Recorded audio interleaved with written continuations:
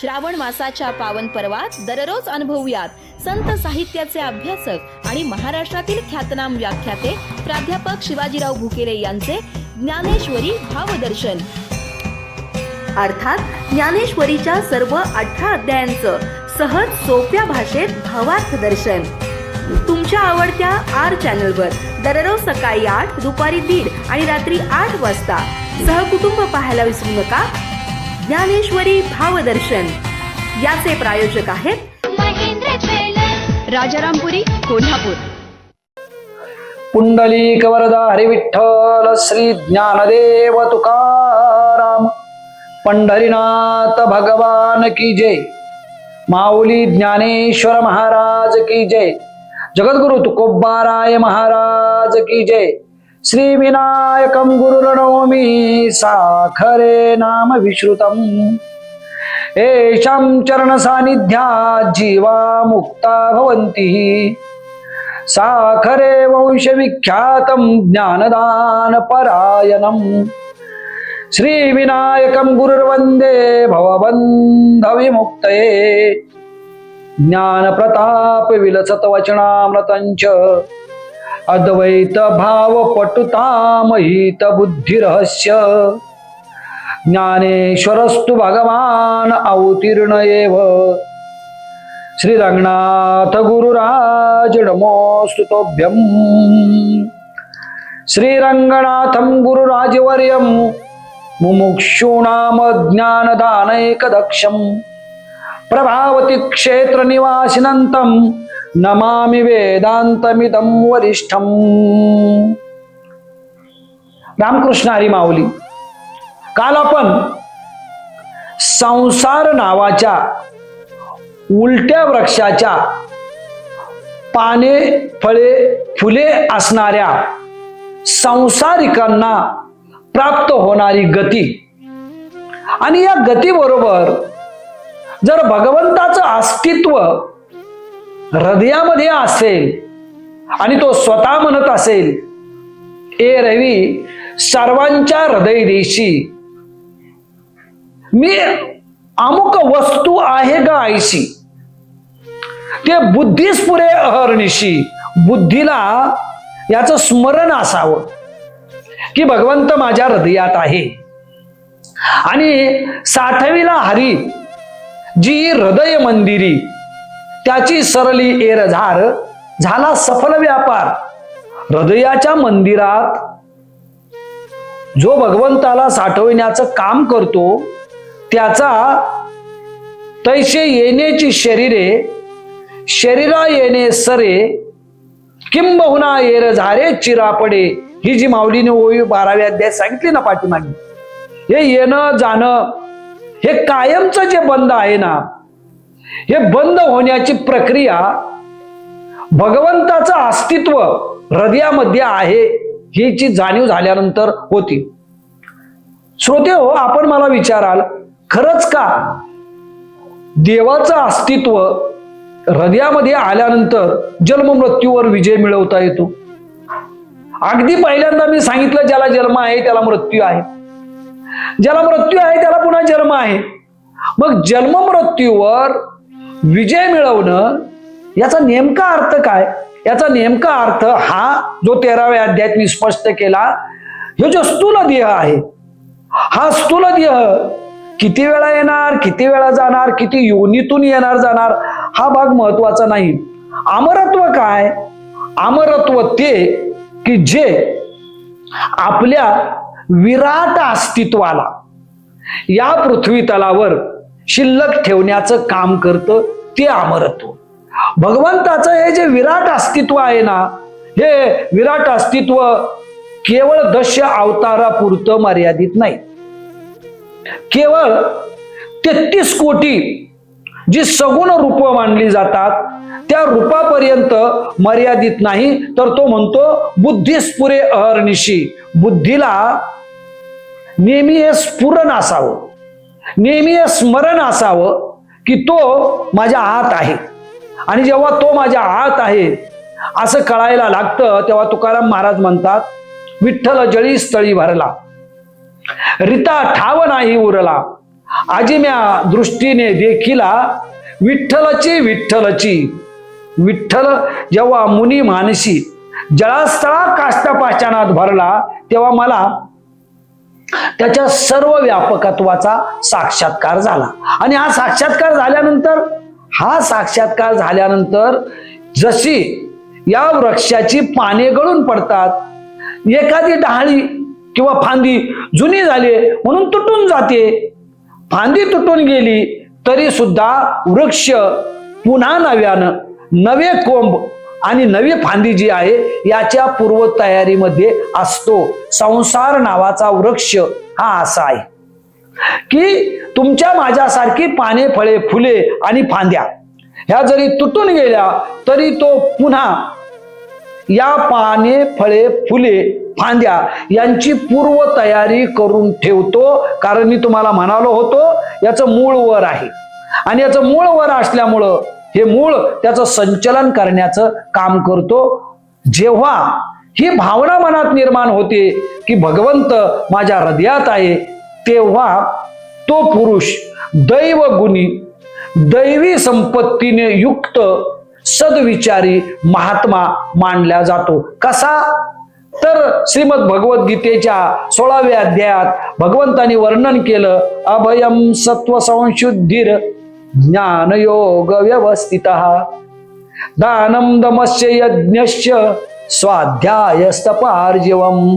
आणि माऊली म्हणते, आता तयाची या दैव गुणा माझी धुरेचा वैसना मी होई जे तया आकरणा कैसेनिये. आणि त्या अगोदर माऊलीनं सांगितलं, मावळवित विश्वाभासू नवल उदयला चंडांशू ते अब्जिनी विकास बंधू. आता मावळित विश्वाभासू या विश्वाच्या भासाला मावळून टाकणारा आणि हा जो चंडांशू, हा जो प्रखर सूर्य तेज आहे, ही जीवसृष्टी, या जीवसृष्टीतलं ज्ञान, अज्ञान, त्यानंतर या जीवसृष्टीमध्ये साधकाच्या मार्गात येणारी व्यवधानं, ज्याला कधी आम्ही तमाची खंदक म्हणतो, ज्याला कधी आम्ही विकाराच्या नद्या म्हणतो, ज्याला कधी आम्ही माया नदीचे सुटलेला वात म्हणतो, या अध्यायाच्या प्रारंभी माऊलीनं ज्या मावळवित विश्वाभासूचं वर्णन करण्याचं काम केलं त्याचं सुंदर सचित्र या अध्यायाच्या प्रारंभीच आपल्याला श्रोत्यांनो या रूपानं दिसतं. जे आपल्याला हे दाखवण्याचं काम करतं. मी ज्या ओवीचा उच्चार आता केला तीच ओवी प्रारंभी आहे. मावळवित विश्वाभासू नवल उदयला चंडांशू. चंडांशू म्हणजे हा जो सूर्यनारायण आहे, या सूर्यनारायणाची प्रभा. आणि मग त्यानंतर चंद्रासारखं शीतल ज्ञान, त्यानंतर निर्माण होणाऱ्या या मोहमायाच्या ज्या असंख्य खाई आहेत त्या खाई, त्यानंतर निर्माण होणारी जी साधकाची अवस्था आहे ती साधकाची अवस्था ज्ञानोबा माऊलीनं या निमित्तानं आपल्या समोर वर्णन करण्याचं काम केलं. याचं सगळ्यात महत्वाचं कारण हे की या नवल उदयला चंडांशू आणि अब्जावधी वर्षापासून साधकाच्या साधक अवस्थेला प्रबोधित करता करता या सर्व विकारांच्या वर विजय मिळवण्यासाठी समाजामध्ये, परमार्थामध्ये आणि स्वतः जगत असताना जी दैवी संपत्ती निर्माण व्हावी, या 16व्या अध्यायाला दैवी संपत्ती योग असं म्हटलेलं आहे. आणि दैवी संपत्ती योग हे तुमचे माझे रुपये लाखात मोजता येतात, परंतु दैवी संपत्ती ही रुपयात नसतेच. ती कशात असते तर आता मी श्लोक आपल्याला सांगितला, अभयम सत्व संशुद्धीर ज्ञान योग व्यवस्थित. आता तयाची दैव गुणा माझी धुरेचा वैसना मी होई जे तया आकरणा कैसेनिये. 26 गुण हे दैवगुण सांगितलेले आहेत. आपण आपल्या मर्यादेमध्ये त्यातल्या 5-7 गुणांचं या भागामध्ये विश्लेषण या 16व्या अध्यायाच्या आधारे करणार आहोत, ज्याच्यामध्ये हे 26 दैवगुण आहेत. तो महापुरुष या समाजाला सन्मार्गाचा उजेड दाखवू शकतो. नवल उदयला चंडांशू ज्ञानाचा जो स्वयंप्रकाश आहे तो देऊ शकतो. एवढंच नव्हे तर आनंदाची, चंद्राची जी शीतलता आहे ती देऊ शकतो. अशा 26 गुणांचं यामध्ये वर्णन करण्यात आलेलं आहे. त्यातला पहिलाच गुण या श्लोकात आला. माऊलीनं त्या ओवीचं वर्णन केलं, अभय. ज्याला परमार्थ मार्ग स्वीकारायचा आहे, ज्याला ज्ञानोबांनी आणि पूर्वासुरींनी निर्माण केलेली जी पारमार्थिक परंपरा आहे, या परंपरेचं जतन करायचं आहे, तो त्याला भगवंताचं अभय मिळतं. भक्ती ही अभयाचं दान आहे. एक अभंग आहे महाराजांचा, अलीकर त्यांचे करशी समाधान, अभयाचे दान देऊन या. हे भगवंता, जे आळीकर म्हणजे खोडकर आहेत, जे चुकलेले आहेत, जे वाटसरू रस्ता चुकलेले आहेत, त्या सगळ्यांचं तू दान किंवा दमन करून त्यांना आशीर्वाद देताना अभयाचे दान देऊन या. तू काय दान देतोस? निर्भयतेचं दान देतो. जो आध्यात्मिक महापुरुष असतो, जो दैवी गुणाने युक्त महात्मा असतो, जो परमार्थाच्या पाऊल वाटा आपल्या पायानं चोखाळण्याचं काम करतो, तो समाजाला निर्भयता प्रदान करतो. श्रोत्यांनो, हा श्लोक सोपा आहे, त्याच्यावरची ओळी पण खूप सोपी आहे. रिअल लाईफ काय सांगतं आपल्याला? रिअल लाईफ हे सांगतं, बालपणापासून वृद्धपणापर्यंत संसारात आपण भीत भीत जगतो आणि परमार्थामध्ये तीच भीतीची छाया आहे तशी येते. बालपणामध्ये जे बाई असतील, आप्तसोपी असतील, यांना भ्यायचं. जरा मोठं पुढं झालं की मग आणि कुणाची तरी भीती. हे जे भीत भीत आहे ना, खरं तर कसं आहे, भीत भीत जगण्यापेक्षा आणि प्रत्येकाला लवून आपल्या अंतःकरणातलं दौर्बल्य जे आहे ते प्रकट करण्यापेक्षा वनराजीप्रमाणे, सिंहाप्रमाणे आपलं जे जगणं आहे ना ते असावं लागतं. ते कधी येतं? निर्भयता जेव्हा प्राप्त होते तेव्हा. आणि विचार करा, मी आपल्याला एकदा म्हणालो होतो, त्यानं आकाश निर्माण केलंय, त्याच्या आकाशाच्या मांडवाखाली आपण राहतो. त्यानं ही धरती निर्माण केली असं जर आपण म्हणतो, तर त्या धरतीच्या आसनावर आपण राहण्याचं काम करतो. तो कधी जलधारांना आज्ञा देतो, म्हणून या जलधारा धो धो धो धो धो वाहत राहतात. त्या जलधारातलं थोडस जल पिऊन आपण जगण्याचं काम करतो. त्यानं दिलेल्या धरतीवरचं जे अन्न आहे, हे अन्न खाऊन आपण राहतो. त्यानं आपल्या आत एक तेज भरलेलं आहे. या तेजामुळं आपण नाही तेजस्वी झालो तर निदान जिवंत राहतो. मग जर तेज त्याचं आहे, आप त्याची आहे, म्हणजे ऊर्जा ही त्याची आहे, धरती त्याची आहे, आकाश त्याचं आहे, अवकाश त्याचा आहे, आपण त्याचे आहोत, भ्यायचं कुणाला? जर हे सगळंच त्याचं आहे तर भ्यायचं कुणाला? पण आपलं याला आहा कटकटा हे ओखटे, ये मृत्यूलोकीचे उफराटे, अर्जुना येत अवचटे सापडलाशी तू. माऊलीनं खूप उपहासात्मक शब्दात सांगितलं, ह्या मृत्यूलोकामध्ये माणसं उलट जगतात. उफराटे म्हणजे उलट, हे ओखट, हे असं त्याज्य जीवन आहे की याच्यामध्ये म्हणजे ज्याला भ्यायला पाहिजे, ज्याची भीती बाळगायला पाहिजे, त्याची बाळगत नाही, आणि ज्याची बाळगायला नको त्याची बाळगण्याचं काम जे आहे हे काम करू. सगळेच व्यवहार उलटे हो. जसं ज्याची भीती बाळगू नये, आपण मरणारे, तो मरणारा, त्याची भीती बाळगायची काय गरज? पण त्याच्या भीतीत आपण जगतो. आणि अमर रहा, खरे की पहा खोटे ते. जो अमरत्वापर्यंत नेण्याचं काम करतो त्याची भीतीच नाही वाटत आपल्याला. माणसं जर भीत नसतील कुणाला तर ते ईश्वर पाषाण प्रतिमा यांना, तिथं काय भ्यायची गरज नाही असं त्यांना वाटतात. आणि भीतात कुणाला? तर रस्त्यावरच्या गावगुंडापासून, फाळकूट दादापासून मोठमोठ्या बॉस पर्यंत सगळ्यांना. हे या भीतीच्या छत्रछायेखाली आपण वावरतो. ज्ञानेश्वरीच्या पहिल्या दुसऱ्या अध्यायात भगवंताच्या मुखातून मी आपल्याला सांगितलं होतं, अरे त्यांनी आपल्याला नाही मारलं तरी आपण कुठून तरी मारणार आहोत. आपण त्यांना नाही मारलं तर ते कुठल्या तरी क्रमानं मारणार आहेत. म्हणून आपण का करावं? न सुखम न दुःखम न पापम न पुण्यम न धर्मच नीती न अधर्मम. सुख दुःख नाही, पाप पुण्य नाही, धर्म अधर्म नाही, या स्थिर भावनेनं पारमार्थिक माणसं हे निर्भय असतात. कारण ते संग्रहाचे शत्रू असतात.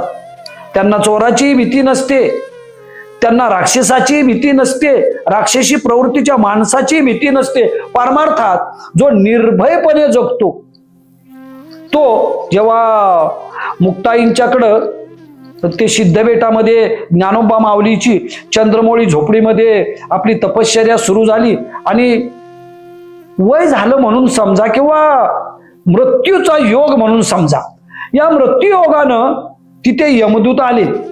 छोटी होती मुक्ताई तेव्हा. मुक्ताईनं 2 बोटं केली. यमदूताला किंवा काळदूताला वाटलं 2 वर्षांनी यायचं सांगितलेलं आहे. 2 वर्षे गेली. पुन्हा नेवाशाला हे बांधव निघालेले होते, तोपर्यंत तो मध्यंतरी आला. मुक्ताईनं पुन्हा 2 बोटं केली. पुन्हा परत गेला, म्हटलं आणखीन 2 वर्षांनी यायचं सांगितलं. नेवाशाहून परत आले.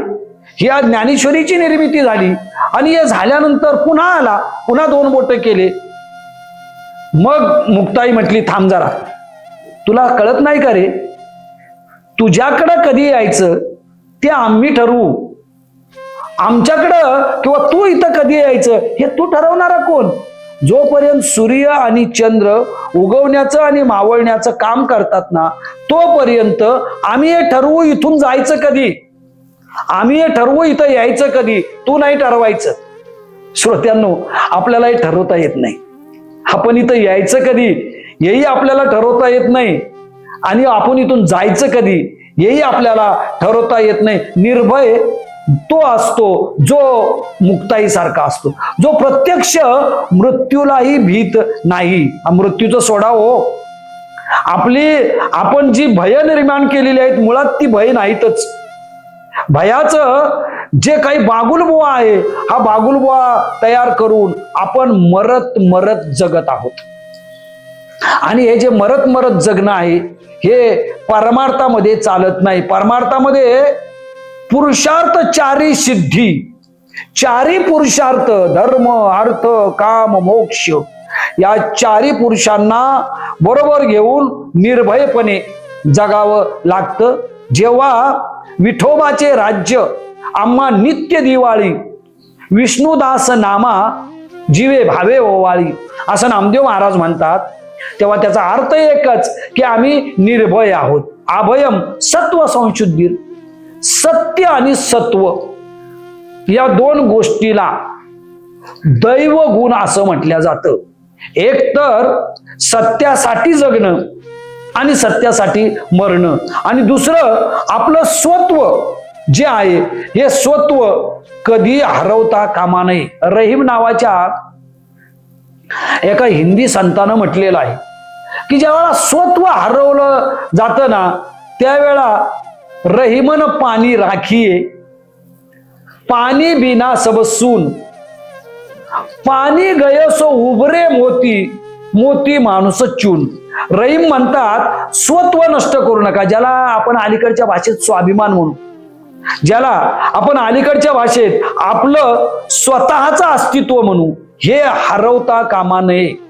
रहीम म्हणतात हे जे सत्व आहे ना, हे सत्व जर हरवलं तर मोत्याला जे पाणी दिलेलं असतं ते पाणी जर उडून गेलं तर मोत्याची किंमत खड्यावर जाते.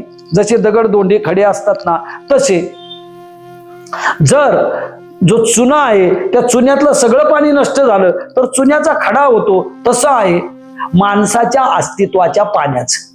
निर्भयपणे जगायचं असेल तर मी जर परमार्थामध्ये, मी जर भगवंताचा लाडका शिष्य आहे, भगवंत जर माझ्या हृदयामध्ये आहे, तर अर्जुना भीतोस कुणाला? भ्यायचंच झालं तर मी जर तुझ्या हृदयात आहे तर तू भ्यायची गरज काय? तू सत्व संशुद्धीर, तू स्वतःच सत्व सत्यतेच्या आधारे सिद्ध करण्याचं काम कर. आणि श्रोते हो, या रघुकुलाची एक परंपरा आहे, जी परंपरा हे सांगते, रघुकुल रीती सदा चली आई, प्राण जाई पर वचन न जाई. आपल्या वचनासाठी आणि सत्यासाठी हरिश्चंद्रासारख्या राजानं स्वप्नात दिलेलं वचन जागृतीमध्ये त्याचं वरदान म्हणून परत करावं, यासाठी डोंबा घरी पाणी वाहण्याचं काम केलं. ज्या डोंबानं तू दिलेलं वचन पूर्ण केलं पाहिजेस म्हणून हरिश्चंद्राला राबवून घेतलं, पण हरिश्चंद्र नाराज नाही झाला. हरिश्चंद्र म्हणाला, मी माझ्या सत्य वचनासाठी हे पाणी वाहण्याचं काम जे आहे हे करेल. अशी परंपरा या भारतवर्षाची आहे. आणि तिला या 16व्या अध्यायात भगवंताने दैव गुण म्हटलेला आहे. देवाचा गुण कुठला? सत्यासाठी जगणे. देव नाही होता आली तरी चालेल, परंतु जे सत्य आहे त्या सत्याचंच प्रतिपादन करेल. हे थोडस तुम्हाला कादंबरी टाईप, थोडस कपोलकल्पित वाटेल, कारण आता सत्याचा कोथळा फाडून असत्य जे आहे ते महासम्राटाच्या अवस्थेमध्ये जगत आहे. आणि मग सत्य जेव्हा देशोधडीला जातं तेव्हा द्वेषाचा विजय व्हायला लागतो आणि अंतरंगातलं प्रेम हे लयाला जातं. त्यामुळं झालं काय की याला आपण धार्मिक ग्रंथ, पौराणिक ग्रंथ, जीवनात आचरण्यात न आणणारे ग्रंथ या दृष्टिकोनातनं पाहण्याचं काम करतो.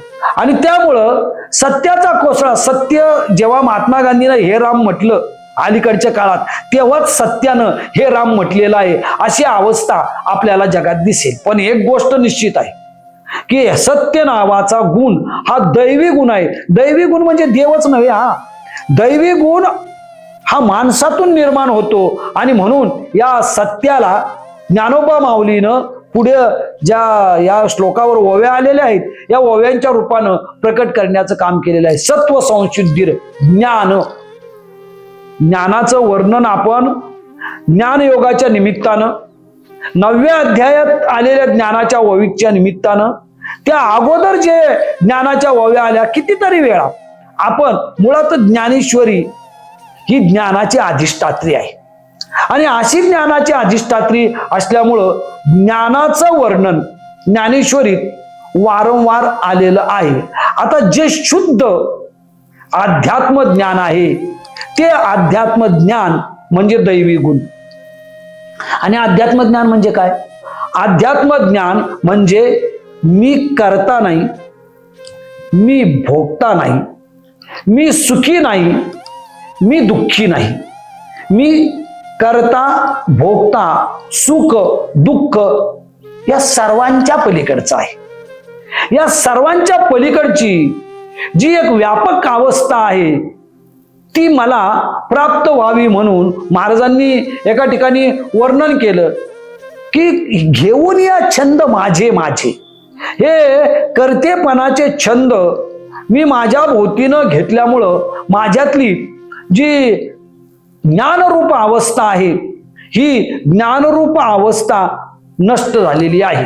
ही ज्ञानरूप अवस्था सांगते की मी जर करता नाही, कर्तुम अकर्तुम अशा भावनेत मी जगत आहे, मी भोगता नाही. जे माझ्या समोर येत आहे ते भोगते रूपानं याचा अनुभव घेण्याची मला गरज नाही, असं ज्या साधकाला वाटतं तो साधक अध्यात्मज्ञानी होतो. त्या साधकाची ज्ञानावरची श्रद्धा ही दिवसेंदिवस दृढ व्हायला लागते. श्रोत्यांनो, असं अध्यात्मज्ञान आयुष्याच्या सायंकाळपर्यंत जरी कुठेतरी मिळालं तरी हरकत नाही. याच्यासाठी घाई चालत नाही. यासाठी केला होता अट्टहास, शेवटचा दिस गोड व्हावा. आयुष्याची सायंकाळ जेव्हा गोड होते तेव्हा अध्यात्मज्ञान पचविल्या जातं. तेव्हा अध्यात्मज्ञानी पुरुषाचं मन भाजलेल्या बियासारखं होतं. कार्यकारण भावानं हे जे सुख दुःख आणि भौतिक व्यापार आहेत ते त्याच्या मनात निर्माण होत नाही. बी भाजलं आणि पेरलं तर ते उगवणं शक्य नाही हो. कारण बियाला धरती सुपीक असावी लागते, बी चांगलं असावं लागतं. तसं म्हणतात जो अध्यात्मज्ञानी आहे त्याचं अंतःकरण भर्जित बियाप्रमाणे म्हणजे भाजलेल्या बियाणांच्या प्रमाणे झालेलं असतं. त्याच्यामध्ये तुमच्या माझ्यामध्ये जे विषय आणि विकार निर्माण होतात त्यातला एकही विषय आणि विकार त्याच्यामध्ये निर्माण होऊ शकत नाही. याचं कारण त्याची ज्ञानावर अनन्यतम निष्ठा असते. अभयम सत्व संशुद्धीर ज्ञान पुढे शब्द आला योग संस्थित. ज्ञान आणि योग यांची समान पातळी. आता पतंजलीच्या पासून ज्ञानोबांच्या पर्यंत आणि ज्ञानोबांच्या पासून नंतरच्या अनेक जीवनमुक्त योग्यांनी योगाच्या वेगवेगळ्या अवस्था ज्या आहेत त्या अवस्थेचं वर्णन करण्याचं काम केलेलं आहे. माऊलीनं या योगाच्या निमित्तानं अनेक प्रसंगामध्ये कुंडलिनेचा टेभा आधारी केला उभा तया चोजवले प्रभा निमथयावरी.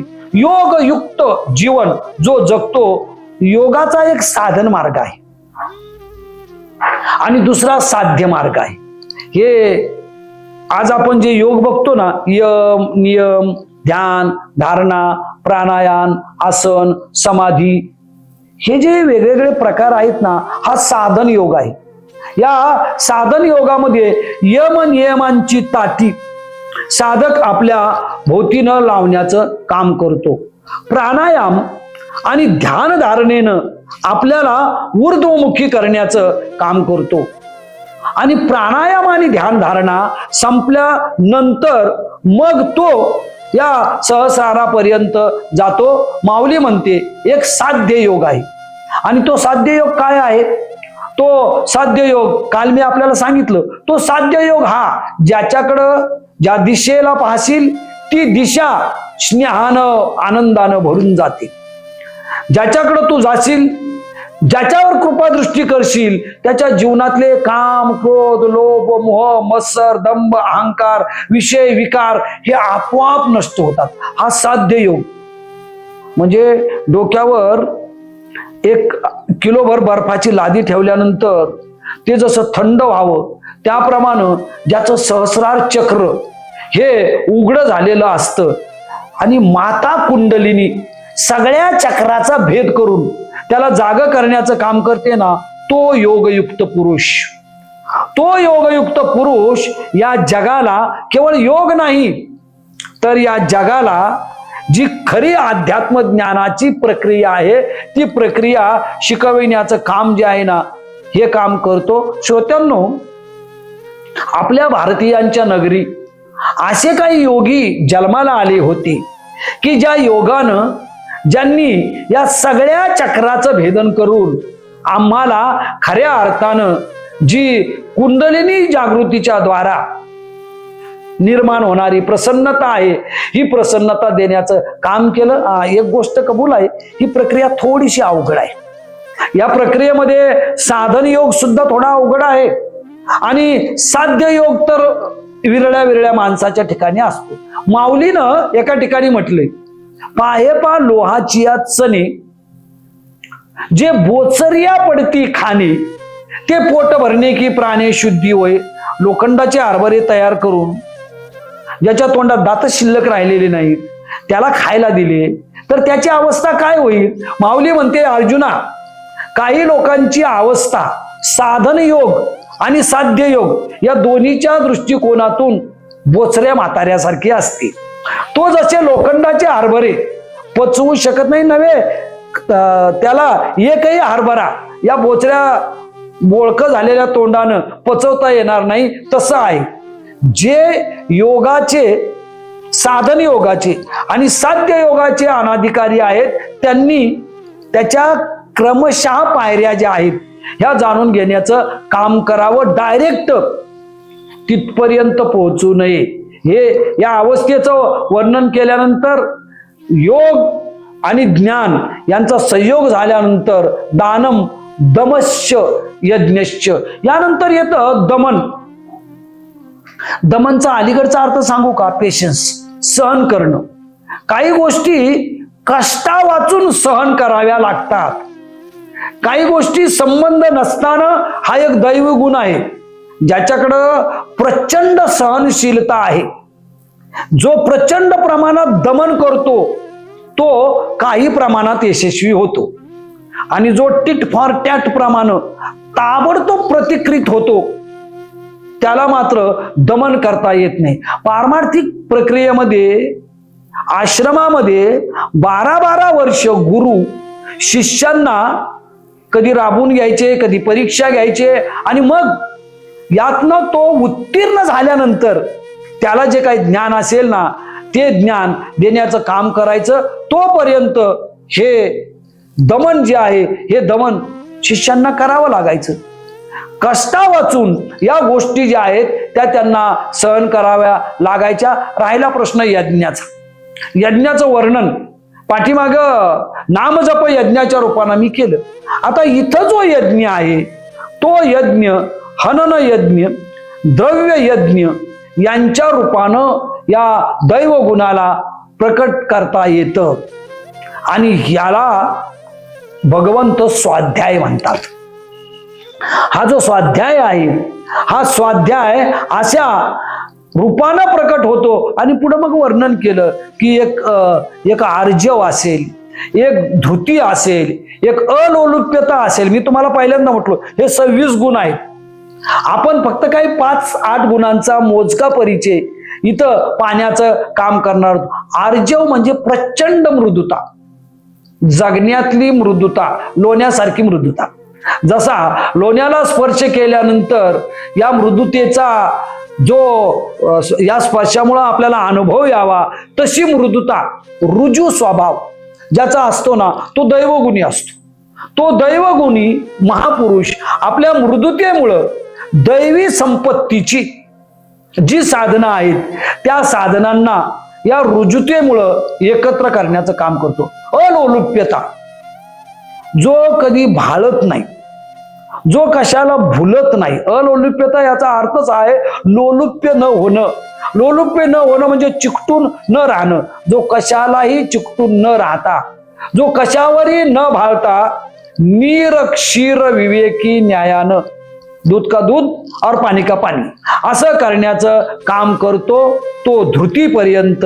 आणि इतर जे दैवगुण वर्णन केले त्या दैवगुणापर्यंत पोहोचण्याचं काम करतो. श्रोत्यांनो, थोडक्यात ही जी दैवी संपत्ती आहे ही दैवी संपत्ती भगवंत म्हणतात दैवी संपत्ती मोक्षाय या सुरी बंधडा मता. दैवी संपत्ती ही मोक्षाला कारण ठरते, तर आसुरी संपत्ती ही बंधाला किंवा नरकाला कारण ठरते. आसुरी संपत्ती ही याच्या उलट असते. आसुरी संपत्तीमध्ये लोलुप्यता असते, आसुरी संपत्तीमध्ये अज्ञान असतं, आसुरी संपत्तीमध्ये अयोग असतो, आसुरी संपत्तीमध्ये आपल्याला जे आतापर्यंत मी वर्णन केलेल्या ज्ञानी पुरुषाच्या दैवगुणाच्या बरोबर विरोधी प्रक्रिया असते.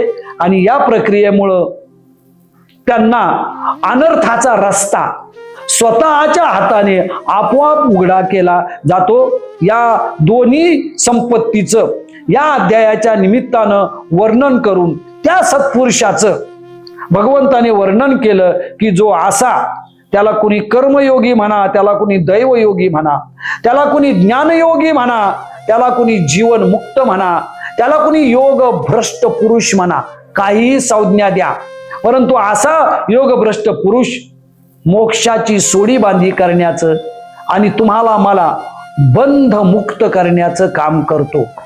ज्ञानदेवांचा जन्म या महाराष्ट्रीयांच्या नगरी झाला आणि ज्ञानदेवाने आपल्या वाणीनं या महाराष्ट्राला एक योग भ्रष्ट पुरुषाच्या भूमिकेतून बंध मुक्त करण्याचं काम केलं.